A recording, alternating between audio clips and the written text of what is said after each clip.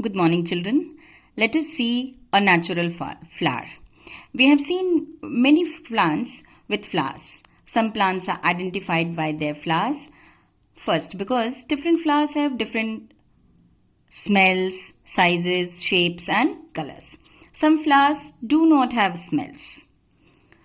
The flower is the reproductive part of the plant. Flowering plant. They bear flower with the help of which they reproduce. Flowers usually develop on the branch from the terminal or axillary floral buds. They develop from buds only, but those buds are called floral buds. A flower sometimes is also known as bloom or blossom. The upper swollen end of the pedicel is known as thalamus. See here. This is a hibiscus China rose. And I have taken this flower because every part is very clear in this. And you can see how these parts are arranged. A flower sometimes it is also known as bloom or blossom. A stalk is called the pedicel. This is the pedicel which supports the flower on the branch. With the help of this pedicel, the flower is stable on branch. The upper swollen end of the pedicel is known as thalamus. This is thalamus.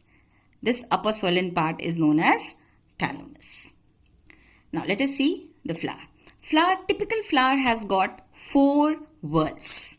You can see here, this is the green part, this one. This is known as calyx. And unit of calyx is sepals. These are sepals. Then we have corolla. The unit of corolla is petals. These colorful petals. Then we have third whorl known as androecium, which is a male reproductive part.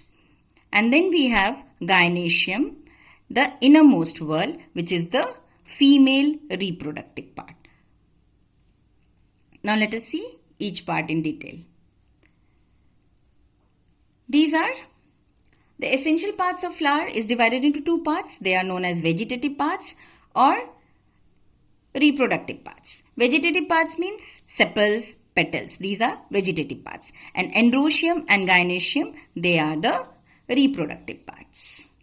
Each of these kinds of part is arranged in a whorl. I told you, they are arranged in a whorl. 4 main whorls starting from outer side. This is calyx. Calyx is the outermost whorl of a flower. It is usually green in color. You can see here the calyx is green in color. Leafy structure and the individual member of calyx is called sepals. These are known as sepals. They protect the young bud flower by enclosing it inside the sepal. When the flower is in the form of bud, it is protected with the help of these sepals. They also manufacture food for developing bud. However, they can be absent or prominent and petal-like in some species. Now, come to the second whorl from outside, that is corolla. These colorful petals is the second whorl towards the apex of the flower. The individual members of the corolla is known as petals. These colorful leaves are petals. They are usually bright colored, typically thin, soft, very attractive, and they have a typical smell also. You can see the texture. It is very thin, soft, and attractive. The petals protect the inner part of the flower. What is the function of these petals? They protect the inner part. Inner part means the reproductive part, the androecium and the gynasium.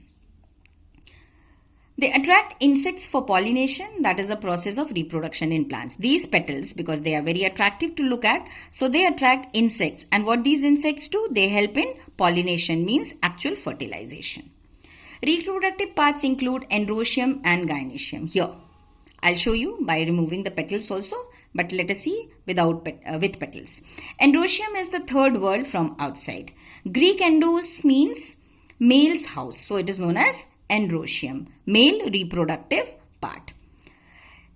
It is the male reproductive part of the flower. The unit of androecium is known as stamen. Now I'll show you stamen.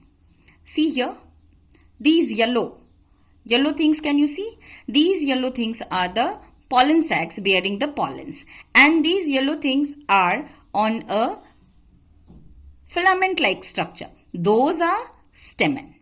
These are filament, and along with this filament and pollen grain, this is known as stamen. So unit of androecium is stamen. The number of stamens in different flowers may vary from a few to very large number. Each stamen consists of two main parts. A thin filament, I told you, this long tube-like structure known as filament, and it bears pollen sac which bears pollen grains. Each stamen consists two main parts, a thin filament or a stalk and a lobed head called anther. Anther bears pollen sac which has pollen grains. Each lobe contains pollen sacs which produce minute powdery pollen grains. When you touch these things, you will see some powdery like structure will come to your hand. These are pollen grains. The stamen is the male reproductive organ of the plant. The pollen grains in the anther are the male sex cells for reproduction in the plant. And these pollen grains, they are the actual male sex for the reproduction of the plant. Now come to the gynasium part. Gynasium is beneath. I'll show you by removing these structure one by one. See, these are the sepals. I'm removing these sepals. The outermost. This is the thalamus. Can you see? Then comes the petals, the corolla, the colorful petals. These colorful petals attract insects for pollination. The actual process of fertilization starts with pollination. Now, we have just seen the male structure.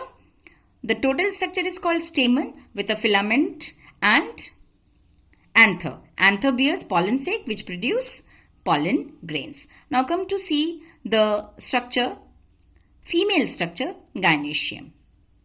This is at the top. There is a sticky part known as stigma. It is the fourth whorl of the innermost whorl of the flower. Greek gynekos means female house. So this is female reproductive part of the flower. It is the female part of the flower. It is composed of one or more carpel or pistil. Each carpel contains stigma, style and ovary. Each carpel or pistil consists of an ovary at the base. So this is the female reproductive part is known as carpels, and it consists three parts. First is a stigma, this one, the broad one. This is a stigma, and it is very sticky. Pollen grains fall on it and get sticked. And then this tube is known as style. And then at the end, can you see the swollen end? Here is the ovary. Ovary bears ovules.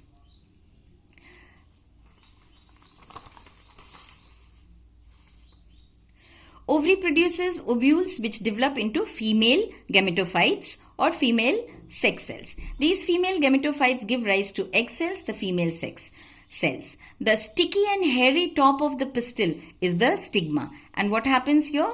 This stigma receives the pollen grains from the anther. The supportive stalk